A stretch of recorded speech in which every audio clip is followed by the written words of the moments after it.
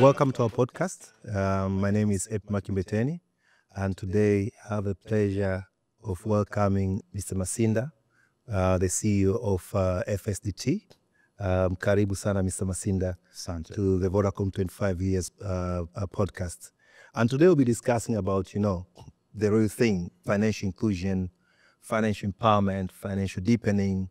And without further ado, I'd like to start with my first question to Mr. Masinda. So if you reflect, Vodacom is celebrating 25 years. Yeah. If you reflect the evolution of the 25 years, how is Vodacom evolution and vision and mission aligned to FSDT mission of deepening financial inclusion in the country?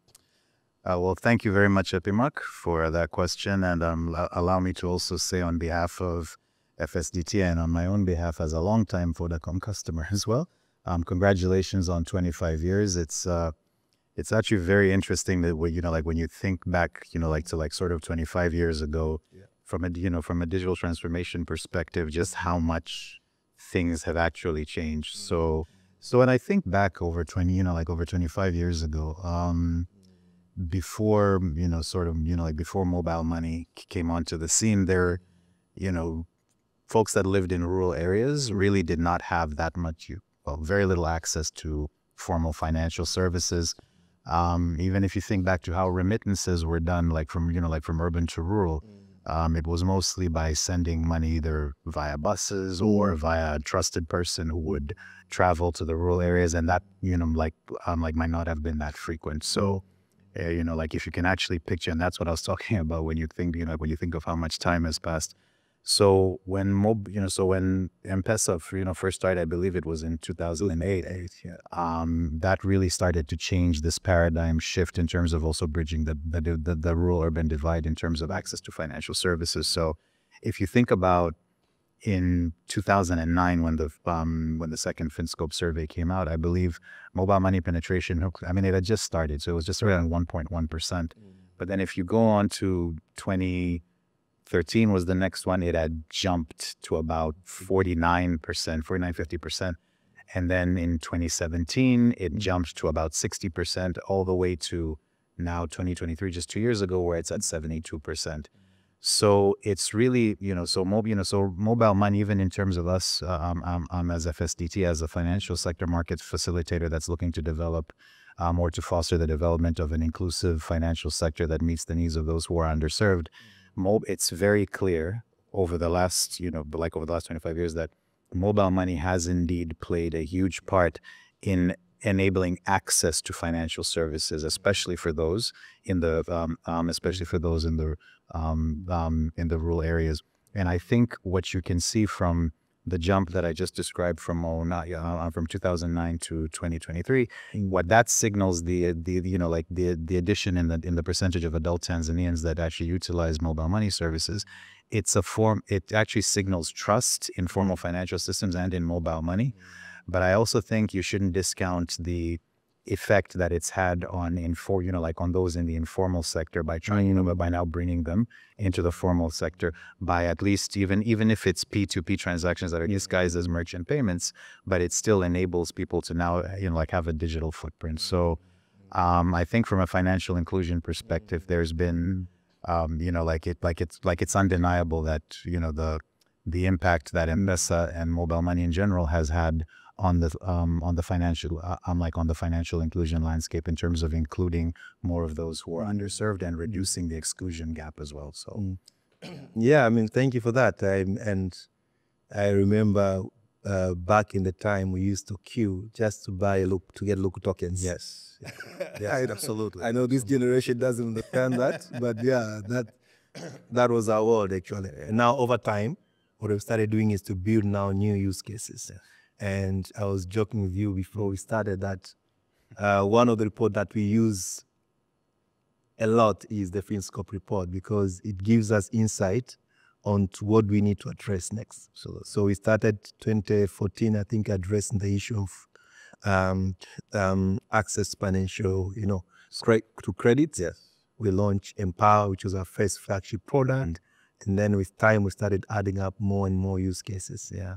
Yeah. So And funny enough, if you think of Empower as well, because FSDT is part of a regional, like we're an independent entity, but we're a part of a regional network of similar FSDs that also operates in other countries. So our sister organization, FSD Kenya, also worked, like on Empower, basically, like supported the development M-Shwari. Yeah, it's like essentially in Kenya. And then I do believe there was some support, quite possibly from FSDT here as well. So it just goes to show you, how, like how long, like how long we have actually worked together. So no, I mean, you're right. Even when you were launching Mkoba, so maybe discuss it later, but Mkoba was one of the products that is telcos.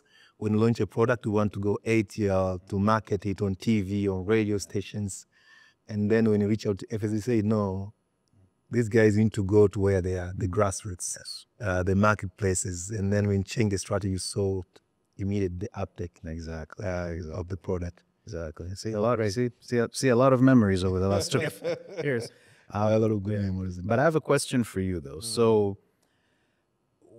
when you look at the sort of shift now, because if you look at financial inclusion and access to financial services, obviously like the story is undeniable that more Tanzanians have access to financial services. But now when it now also sort of begs the question, okay, we have access, now what? And if you look at our last FinScope survey, despite all of the advancements that we've made, cash is kind of, like sort of still king. And, so now, like sort of moving towards now usage and, like financial empowerment. Like, how do you, like, how do you see FSDT and, like, I'm like in Vodacom trying to, like working together to sort of now shift to drive the shift from financial access to financial empowerment? Yeah, I think that's a very valid question, because if you look at inclusion, we've made progress. So the next phase is really solving the usage gap. And at Vodacom, of course, we've taken step by step. It's a bigger problem, but I think the first entry point is to make sure that we design products that are really addressing consumer needs and they are customized. So we started addressing these microloans. From Empower evolved into new products like, Mgodi, them, overdraft products. And then we started also looking at the SME sector, so our agents. And there we're solving two problems. One is, of course, we know that there's a challenge of float availability, especially on weekends and after working hours. So we created an overdraft product for them to keep on supporting our consumers, even when it's weekend or if it's at night. So what we're seeing actually on that space, we are seeing a growth in terms of adoption. Now talking from the supply side. If you look actually from 2014 to today, the adoption has grown like 1,000-fold. Now close to 30-40% of our customers are using the credit products. And then we've evolved further in now trying to address other areas. So we looked at the issue of payments. And the first entry point is usually to onboard the touch point. So we made sure at least services are available across the country. So we invested on that. And at least right now, I would say most places you go, you find an option to pay digitally. And yes, of course, the adoption has been growing also. Happy to say that also close 40% of our consumers are now making digital payments. The volume per customer is also growing, which is a good thing if you look at it where we come from, where we are today. So we are tracking that KPI very closely because that actually informs the digitization agenda. But also in other areas, we have looked at other sectors. If you look at FinScope report, for example, shows the number of participants who are participating in capital market was 0.5. You look at that problem, we partnered with Sanlam. We launched last year a product called Mwekeza.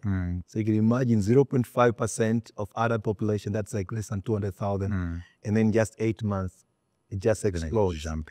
So we're trying to drive that usage.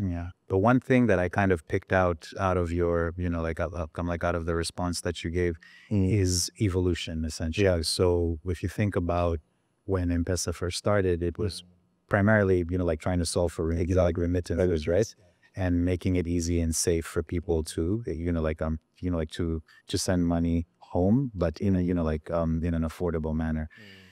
So if you think about moving from now just access, and that action in and of itself had the, whether intended or unintended, consequence of bringing more people into the formal financial system.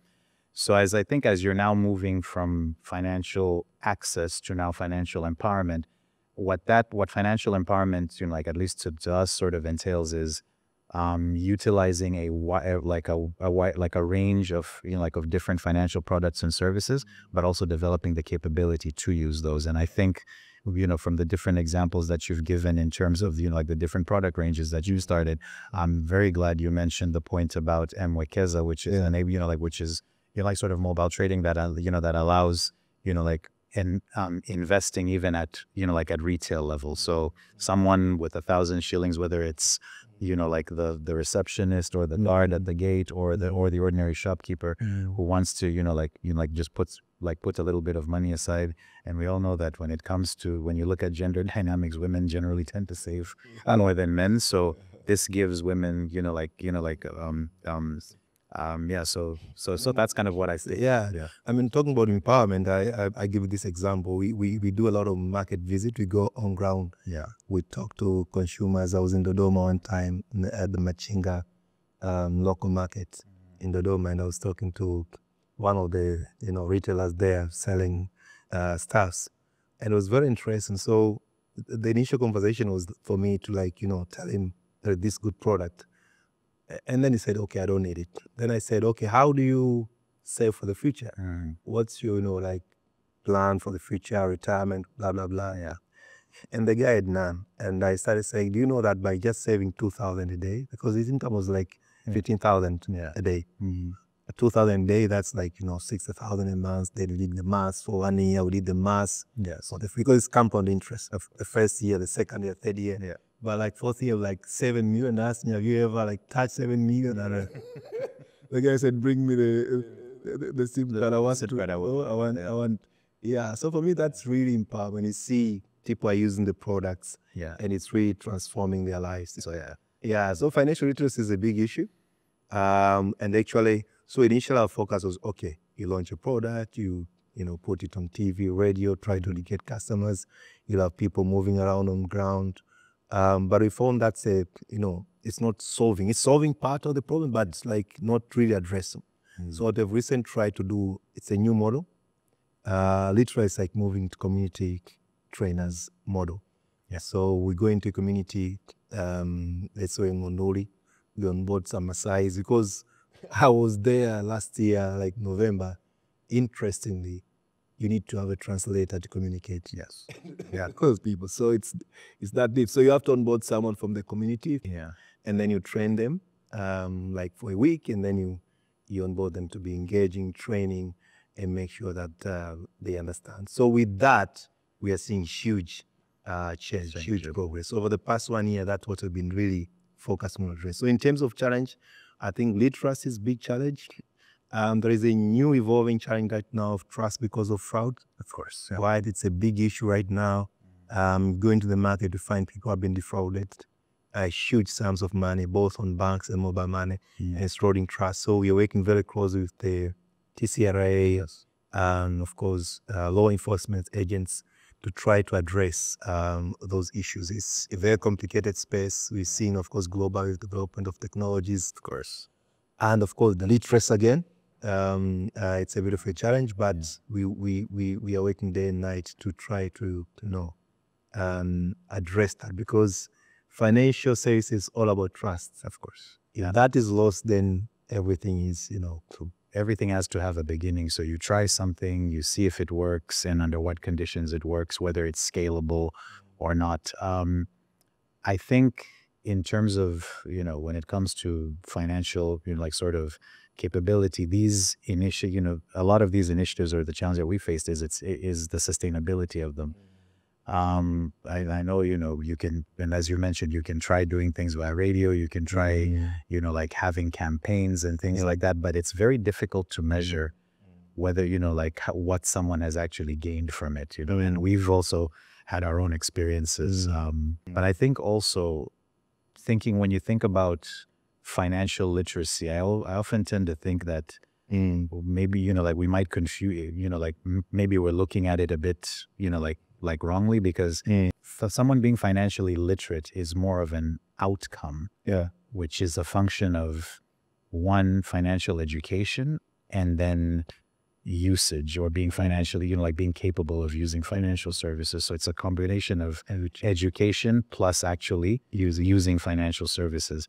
I mean, I think we, you know, we can all admit, you know, as you go up the level of complexity, financial services are actually quite, you know, can be quite complicated. So, you know, I think the more you get some, you know, so I think as we attempt to now look at how you can do this in a sustainable manner, for example, you know, sort of teaching someone to use a financial product or service, which is kind of how the pivot that we at FSDT have taken as we work on product development is, how do you build in teachable moments that, you know, that one, teach someone how to use it, but also, you know, of the sort of the pitfalls that, you know, like to watch out for, as you mentioned, fraud.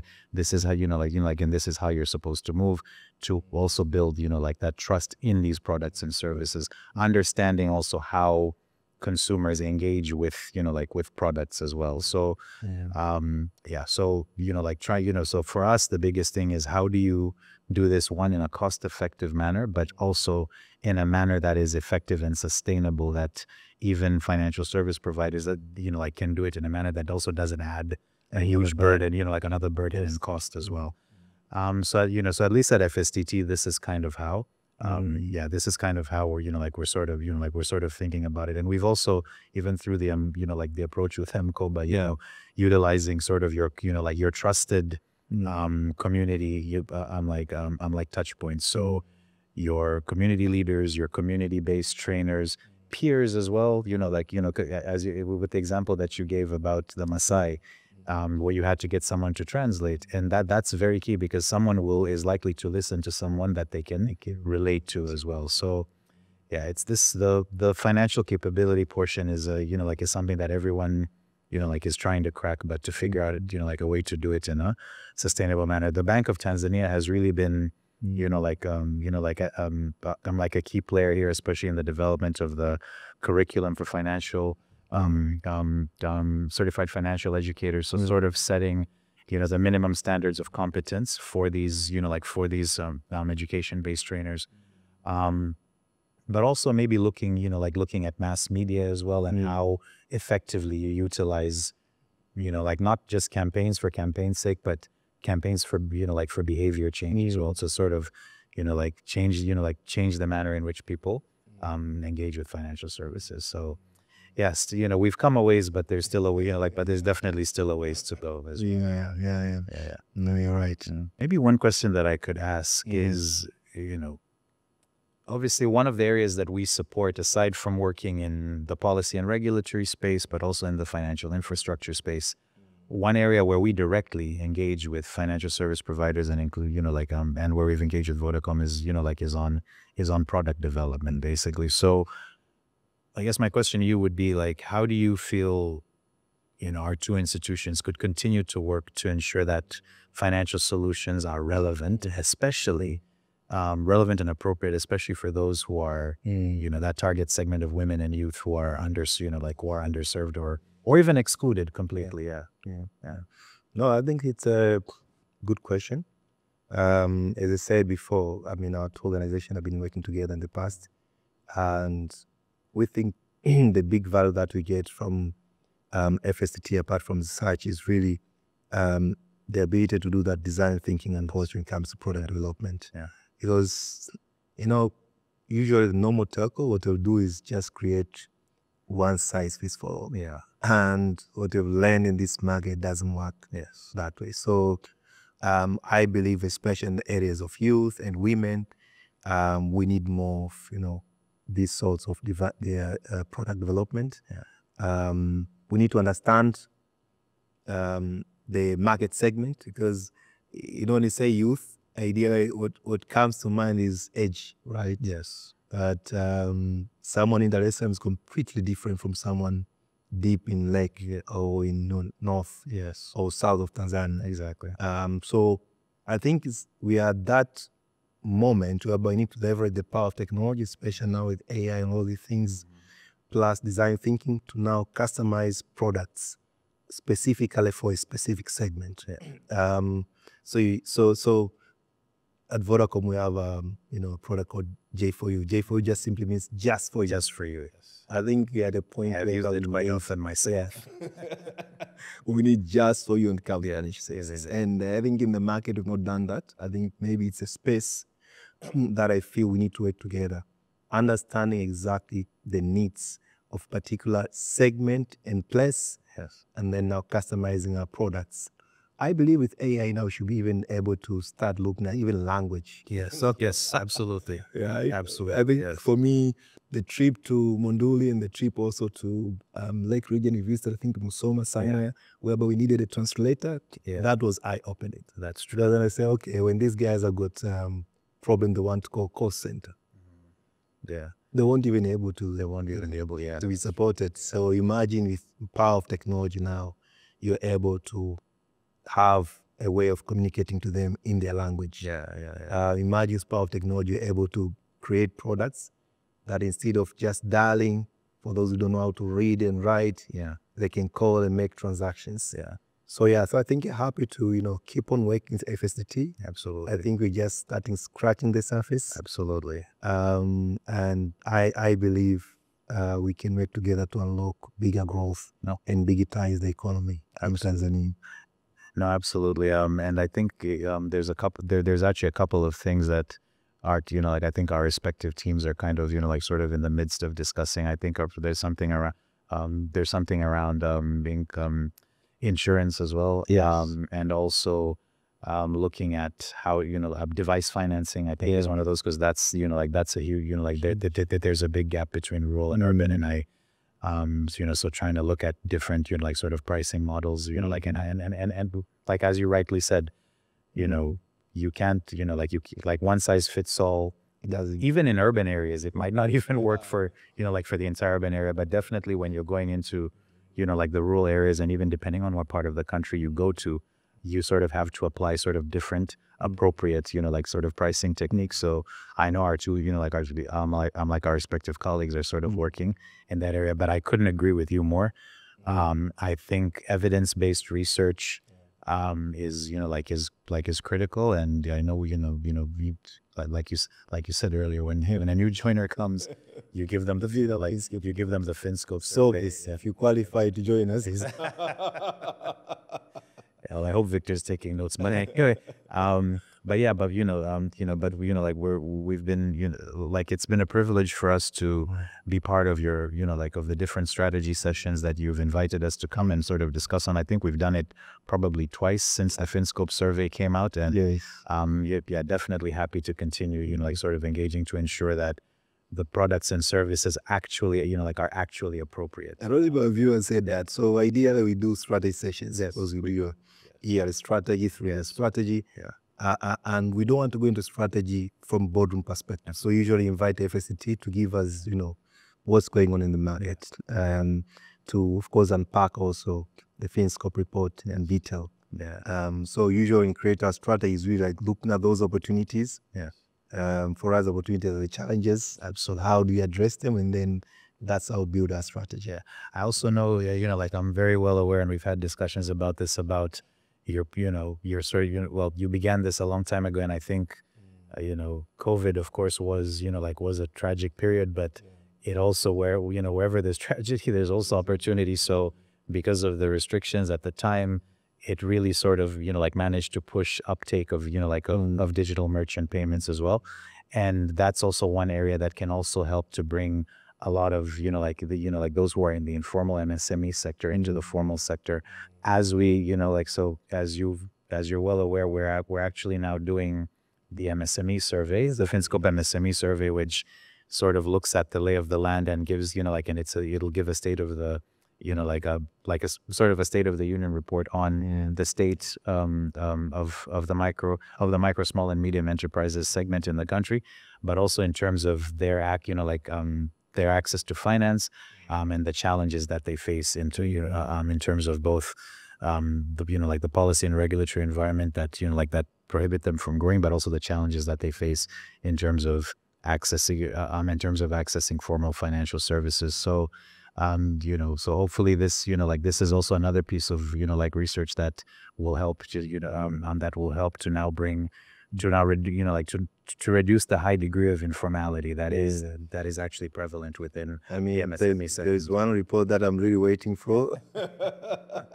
It is that I was just reading actually today somewhere SME contribute 35% to the GDP. Yes. Yeah. That's huge. And then in terms of employment, like close to 50%. Yeah.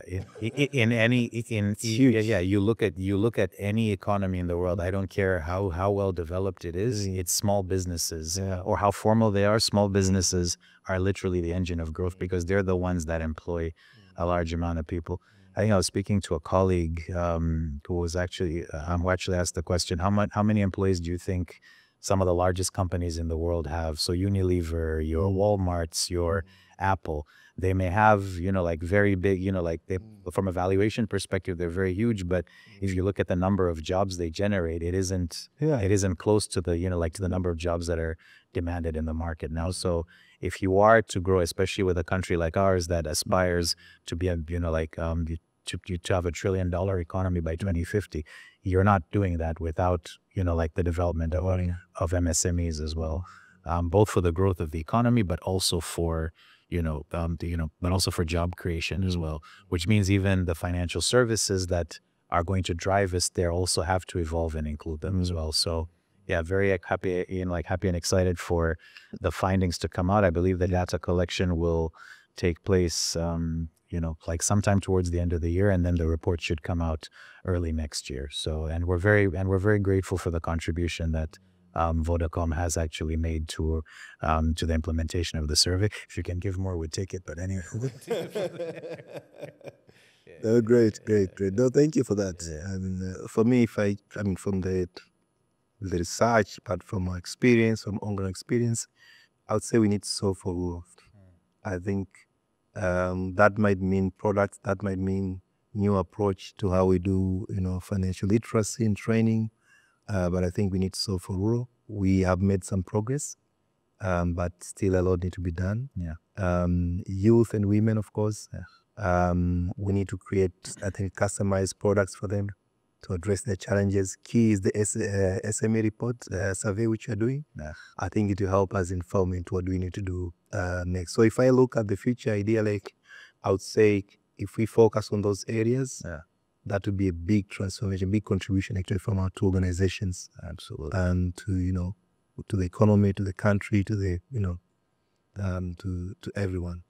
Yeah, so really looking forward to it together on those areas. I think rural, youth, women. Yeah. And yeah, I mean, the next 25 years will be more exciting.